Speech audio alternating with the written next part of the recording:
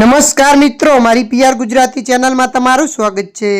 ગુજરાતમાં જાણે અકસ્માતની વંજાર સર્જાઈ રહી હોય તેમ સતત અકસ્માતની ઘટનાઓ સામે આવી રહી છે। એવામાં ગુજરાતમાં 2 સ્થળે ગંભીર અકસ્માત સર્જાયો હતો, જેમાં કુલ 3 લોકોએ પોતાના જીવ ગુમાવ્યા છે, જ્યારે અન્ય 2 લોકો ઇજાગ્રસ્ત હતા। તેમને સારવાર હેઠળ હોસ્પિટલમાં ખસેડવામાં આવ્યા છે। અમદાવાદના જમાલપુર વિસ્તારમાં રિવરફ્રન્ટ પરથી અકસ્માતની ઘટના સામે આવી રહી છે। બાઇક ચાલકે કાબુ ગુમાવતા અકસ્માત સર્જાયો હતો, જેમાં અલ્પેશ મઢવી નામના 36 વર્ષના યુવકનું મોત નીપજ્યું હતું। બાઇકનું બેલેન્સ ગુમાવતા ઇલેક્ટ્રિક લાઇટ થાંભલા સાથે ટકરાયા હતા।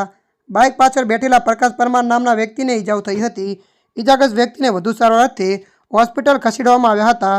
દેવગઢ બારિયા નજીક આકલી ગામ પાસે ગંભીર માર્ગ અકસ્માત સર્જાયો હતો।